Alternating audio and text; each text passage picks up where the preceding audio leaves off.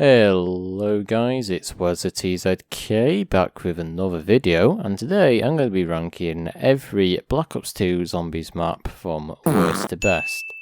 Now Black Ops 2 for me is a very nostalgic and fun game. I've been playing it for about 10 or so years, and whilst I wasn't really old enough to play it because it was an 18 game, I found some really good fun out of it and overall create some very great memories.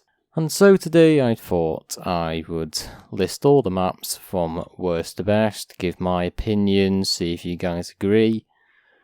Let's be honest, we already know where some of these maps are going to sit in terms of trash, but I'm still going to cover them anyway, which, speaking of maps, I'm going to be including the survival maps such as Town, Bus Depo, and that, because technically they aren't really maps, but they also have their own unique game modes, so they can be included as maps.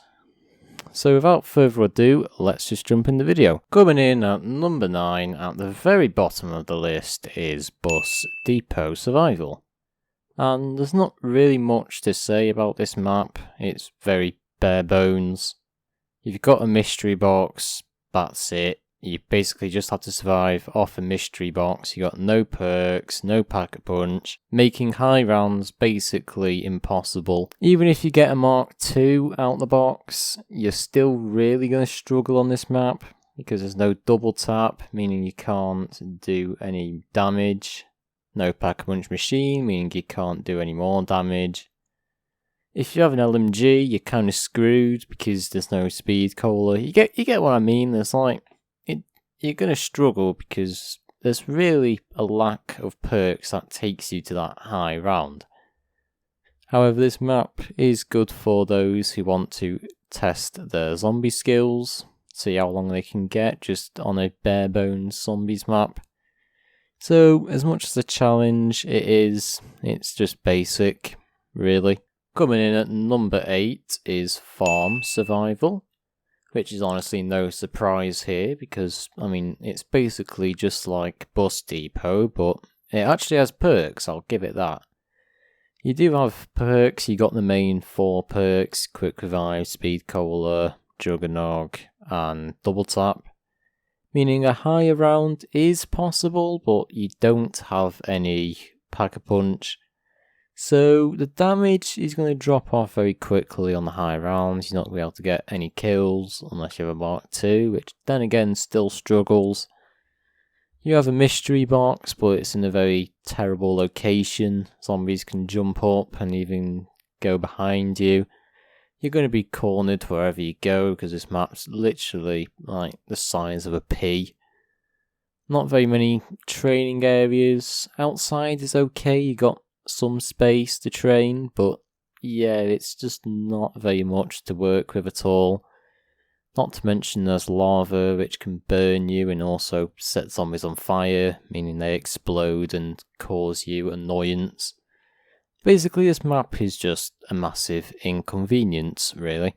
Next up on the list we have Tranzit. Now where do I start this? An absolute abomination of a map. Well, I'm sure we've all heard why this map sucks, but I'm just going to go over it for the sake of the video.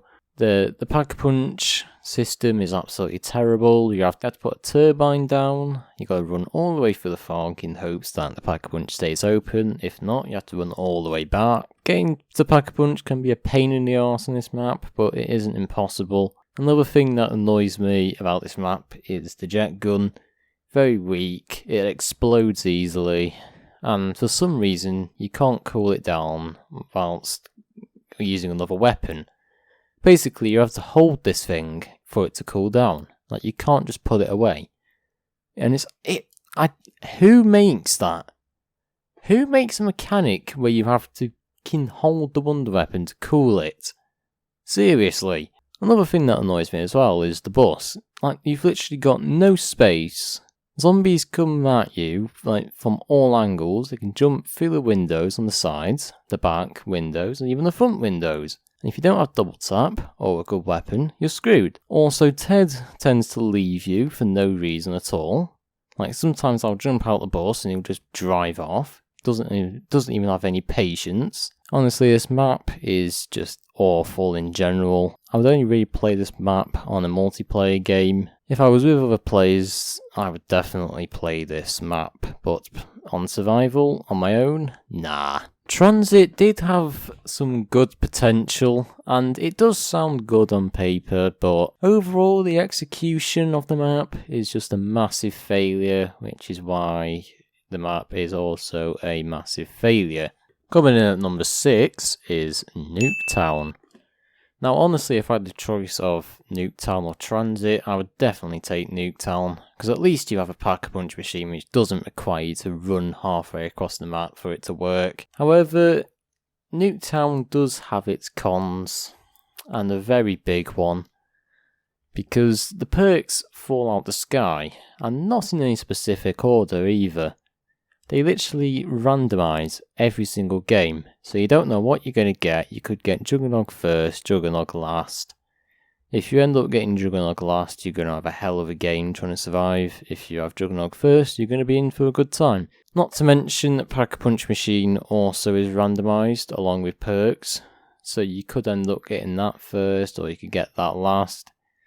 Basically, it's like box RNG, but with perks and Pack-a-Punch.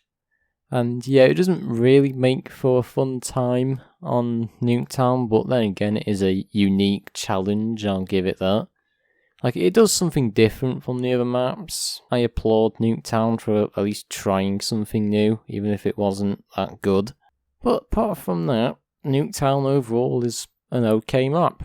Coming in at number 5 is Town. And I like Town over the last 4 map entries, because Town has a Pack-a-Punch machine which is in one place, unlike Nuketown, unlike Tranzit. Also, the perks stay in one place, they aren't randomised like Nuketown.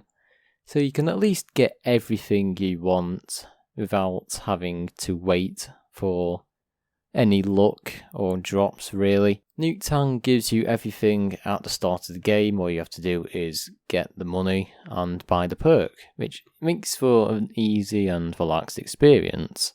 However, Town is a very basic and overall boring map, I'd say. Like, it's good at first, but once you've got all the guns, you've Pack-a-Punched, you've got your equipment, there's nothing really much else to do apart from camp in the corner and get to round 30. And that's literally your whole purpose for the entire game. Whereas with other maps, they do at least provide some challenge, or have some fun things for you to do, whereas in Town it's just, you just sit there and get to high round. And I do much prefer Town over the other 4 maps so far. However, it does feel a little bit unfair to give it any rank higher than 5. So I'm going to give it the middle ground and put it in 5th place. Coming in at number 4 is Die Rise. Now this might be where this list gets a little bit controversial. Now just let me explain before you start smashing the dislike button. Die Rise, it is a bad map, and I do agree with some people on that. However, the only thing that's really bad about Die Rise is setting up on the map. It's either life or death, as you do have to make some very tricky jumps. But honestly, once you get set up on this map, it is actually a fun map, and it is good. It's just that the starting up process, it is very difficult at times, and you will end up having that odd early round end game, just because you ended up missing that ledge, which can be annoying. However, I do actually quite like Die Rise. It's got some good strong wall weapons, such as the AN-94, got one of the powerfulest wonder weapons, such as the Liquefier, can easily take you to high rounds, not to mention you can also get like several perks, some from the denizens, and yeah, some of the perks aren't very good, such as Who's Who, but when you set up on the map, you've got everything going, it's actually fun. It's just that starting off can be difficult, like I said, because of those jumps. The elevators can be a little bit of a pain as well. You have to wait for those to come down. But overall, when you set up, it is actually a decent map. It's just starting off, like I said before, it's not the easiest thing to do. And if you can achieve a good starting up strategy, then you can easily get to high rounds on this map, making it a fun time, and easily can be replayable at any time. And coming in at number 3 is going to be Buried, which for me is easily the best Victus map out of all 3. Tranzit was good on paper, but it's a failure in execution terms. Die Rise was good, but the startup process is just puts people off playing it. However, Buried, I feel, actually has a good overall map. Like, I generally can't really think of anything bad about Buried. It's got some really good unique features, such as Leroy, which allows you to open up the map. You've got a unique wonder weapon, such as the Paralyzer, which allows you to freeze zombies in place. Even a unique perk, such as Vault Trade. You can see where everything is on the map. Zombies drop a green mist, which you can go into and hide. Even drops extra money and ammo. There's even witches on the game, which you kill to get some perks. Like, the map overall is really fun, although it is very easy. And that's one of the main downsides of this map. It is very easy. Literally all you have to do is sit near Jug and just get the Paralyzer out, just freeze the zombies, and that's basically that. However, Buried does offer some great mechanics and some pretty funny features. For example, you can lift other people up with the Paralyzer, as you've seen in my gameplay footage. You can even fling zombies up in the air, and even fling players with the Spring Trap, which makes for a funny time. And Buried is just overall a fun map. It's incredibly fun and very replayable, unlike the other 2 maps where it just causes you pain and annoyance, and comes in at the number 3 spot. Now, those of you who have been very observant throughout the video, you may realise I've left 2 maps until the very end: Mob of the Dead and Origins. Now, these 2 are constantly known to be the best maps in Black Ops 2 Zombies, and you see people online daily have arguments over, oh, Origins is the best, no, Mob of the Dead is the best. There are many discussions online as to which map is actually the best, and honestly it's really difficult to actually give these a rank in terms of best maps. And I'm afraid I can't give both of these maps a joint position, because that would be quite unfair on the other maps, and there must be a second and first place on this list, or else it won't be every map worst to best. So, with careful consideration, I've decided to go with, in number 2 is going to be Origins. Origins is a map which basically revolutionised the Call of Duty zombie scene. It basically set a foundation for future maps such as Der Eisendrache, which took Origins for wonder weapons and turned them into bows, which is very obvious that it was inspired by Origins. Going back to the wonder weapons, Origins has some of the most creative and unique wonder weapons. It was the first map to introduce 4 wonder weapons instead of the 1. 4 staffs, each with their own element. Once you found the parts for the staffs, you can go to the crazy place, build a staff, and you can even upgrade it if you want to. Origins has such a great and unique atmosphere, everything from the battlefield to the dogfights in the sky to the massive robots that walk over the battlefield. Everywhere you go in Origins, it's just amazing. Like, you actually... sometimes I just sit there for about a few minutes just to admire the sky. There's literally everything is going on in Origins. Like, there's always that little detail that you can see, and it's just amazing to me. My only problems with Origins is the setup time. personally, I don't really like large setup maps. Like Origins isn't too bad. I know you don't have to build all the elemental weapons and the Maxis drone, those are all optional, but for me I prefer a lot more simpler maps. Also, upgrading the staffs is another issue for me. Like, it's good and all, like I see what they're doing and they're trying something new, but me personally, I prefer my wonder weapons to be as strong as they are as I get them. And upgrading a wonder weapon, it's just not my kind of style. Really, I prefer to have the original weapon itself.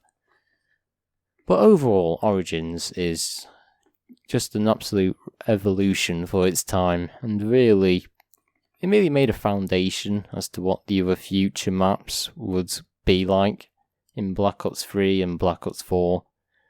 And it takes the number 2 position very well. And finally, at the number 1 position is Mob of the Dead. This map also had a heavy influence on the future of zombies. If you ever played Shadows of Evil, where you had to turn into that beast and zap stuff, you can tell that Mob of the Dead had a big influence, just like how Origins has an influence on the Rising Track. And this map, again, is one of those influential maps that really set a foundation for what zombies is today. But yes, the wonder weapon, it isn't as strong, and it does take like 2 or 3 hits, but the atmosphere isn't too bad on this map either. Like, it isn't as interesting as Origins, but don't get me wrong, it is still a really good map. And the only reason I put this at number 1 is due to personal preference. I prefer easier maps, like I said before, and to me Mob of the Dead, it has less buildables, the wonder weapon is easy to acquire, doesn't need upgrading, and Mob of the Dead to me just won with a slight sliver. If it wasn't for this, then Origins would definitely be in